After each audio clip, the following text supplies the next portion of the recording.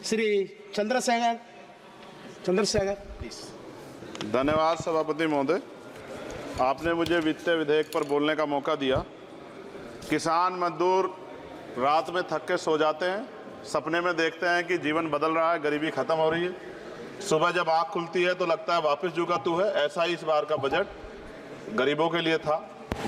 महोदय, मैं अपने क्षेत्र से शुरुआत करूंगा। मेरा क्षेत्र नगीना बाढ़ प्रभावित है, कोई चर्चा नहीं हुई। किसान आम आदमी परेशान है, कोई चर्चा नहीं हुई। गन्ना मिल समय पे पैसा नहीं देती है। गुलदार ने 30 लोगों की जान एक साल में ली है पिछले, कोई फर्क नहीं पड़ता अमीरों को। उद्योग धंधे लगाने कोई बात नहीं हुई। मेडिकल कॉलेज और एम्स के निर्माण की कोई बात नहीं हुई। ग्रामीण क्षेत्रों में खेलों को बढ़ावा देना, स्पोर्ट कॉलेज की कोई बात नहीं हुई। महोदय, देश में भूमि सुधार किया जाए। लाखों बीघा जमीन जो है भूमाफिया ने कब्जाई हुई है, भूमिहीन लोगों को भूमि दी जाए। बिजली के दाम में कटौती की जाए, गरीबों को कम दाम पे जो है बिजली उपलब्ध कराई जाए। ठेकेदारी प्रथा, संविदा, लेटर एंट्री खत्म की जाए, पक्की नौकरी दी जाए। निजीकरण की वजह से सरकारी नौकरियां लगभग खत्म हो गई हैं। मेरी मांग है, और मैंने निजी विधेयक भी पेश किया था, कि निजी क्षेत्रों में SC ST की OBC के लोगों को आरक्षण की व्यवस्था कराई जाए और पुरानी पेंशन बहाल की जाए। लोगों के पास एक तरफ सरकारी योजना चलाकर प्रधानमंत्री आवास योजना जो है उसके नाम पर मकान दिए जाने की बात होती है, वहीं दूसरी तरफ लखनऊ के अकबर नगर को तोड़ दिया जाता है। नवी मुंबई में के खार घर में What is his name? Patil. Patil is not Shankar. No, this is the caste. की जा This is Kashmir, Chandrasekhar. No, this Patil. Mike नहीं है सर, This one, बंद कर रहे हो sir? independent. This is independent. आ गया। धन्यवाद। हमारे लोग सर आर्थिक रूप से बड़े कमजोर हैं और 2 अप्रैल 2018 के मुकदमों के लिए कई बार सरकार से बात हुई, वापस नहीं हुई। उनको वापस करा जाए। भीमा को वकीलों को बहुत पैसे लगते हैं सर। भीमा कोरे गांव में 3000 लोगों पे मुकदमे हुए थे महाराष्ट्र में, वो वापस नहीं हुए। पुणे में दीक्षा भूमि जो हमारा गौरव है, उसका वहाँ पार्किंग बना के उसको अपमानित किया जा रहा है, इसको बंद कराया जाए। पेट्रोल पंप के जो डीलर्स मार्जिन है वो 2017 से नहीं बढ़ा सर, इसका असर ग्राहकों पे पड़ता है। इसका असर जो है पेट्रोल पंप के नेटवर्क सुचारू रूप से चलाने पे पड़ता है।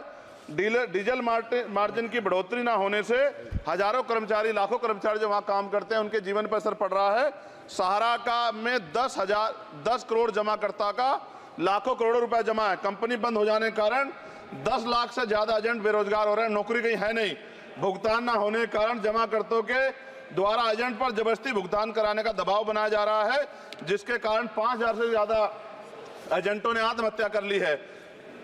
सभापति महोदय, उत्तर प्रदेश देश का सबसे बड़ा सूबा है, उसको इस बजट में कुछ नहीं मिला और बहुत सारे मेंबर, 80 के लगभग हम मेंबर जो है उत्तर प्रदेश जीत के आए, ना के बराबर मिला। यूपी में 25 करोड़ से ज्यादा आबादी है उत्तर प्रदेश के अंदर, 5 किलो राशन सरकार दे रही है, लेकिन जीवन जीने के लिए काफी नहीं है। और भी बुनियादी सुविधाओं की जरूरत पड़ती है अगर इज्जत की जिंदगी चाहिए, उसके लिए सरकार के पास कोई उपाय नहीं है।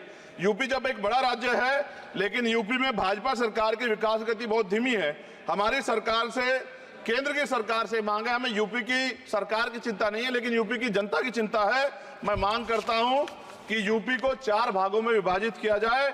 डॉक्टर बाबा साहब अम्बेडकर ने कहा था 1995 में, उनकी बुक है थॉट्स ऑफ लिंग्विस्टिक स्टेट, किताब में कहा था राज्य जितना छोटा होगा राज्य की प्रगति उतनी होगी, जनता को रोजगार मिलेगा और जनता का जीवन संपन्न होगा। मोदी, एक बात मुझे आपसे कहनी है, आपने भी ये विषय उठाया था जब आप अपनी बात रख रहे थे, शेड्यूल कास्ट के साथ जो धोखा किया गया सुप्रीम कोर्ट के जरिए, आप इस बात को इस तरह समझे। 1.5 साल पहले मैंने मांग की थी, अगर इतना हितैषी हमारे लोग होते तो जब EWF 10% दे सकते हैं तो 5% शेड्यूल कास्ट के उन जातियों को दिया जा सकता था, लेकिन दृढ़ संकल्प और इच्छा शक्ति नहीं है गरीबों के उत्थान की। साथ साथ OBC की जातियां उनको भी दिया जा सकता था। ये जो हमारे साथ खेल किया गया है, ये खेल जो है इसमें बहुत गुस्सा है, सरकार को संज्ञान लेना चाहिए और सत्ता और विपक्ष दोनों जो है अपना स्टैंड क्लियर कर दें, क्योंकि दलित समाज, आदिवासी समाज इसको देख रहा है, वो भूलेगा नहीं। जो उनके गले काटने का काम करेगा उनको भूलेगा नहीं। और साथ साथ एक जो मेरी पर्सनल है सर, अभी मैं सुबह से प्रयास कर रहा था कि विनेश के लिए बोलूं, जब उसको डिस्क्वालीफाई किया गया, विनेश या नहीं, लेकिन ऐसा लगा जैसे हमें चाकू घुसेड़ दिया गया। मेरे आज भी याद है उस प्रोटेस्ट में मैंने रातें काटी हैं और 4-4 गोली खाई मैंने। ये देश की अस्मिता से जुड़ा मामला था, पर हमारी मांग ये थी कि सरकार स्टैंड क्लियर कर दे, तब भी सुनवाई नहीं की गई। जब मंत्री बोलने आए तो हमने उनसे कहा कि हमें कुछ इंफॉर्मेशन चाहिए, उस पर बात नहीं हुई। सवाल ये है सर, 1 गोल्ड हमारे लिए आ रहा था और जब ये गोल्ड आता देश गौरवान्वित होता, और क्या व्यवस्था थी सर कि उसका वेट बढ़ गया, पता ही नहीं लगा सिस्टम के लोगों को। क्या बेवकूफी की गई है, ये सोचने का विषय है सर। ये बहुत महत्वपूर्ण देश की बेटी का मामला है।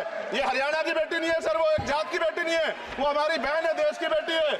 और आपने क्या किया हरियाणा के साथ?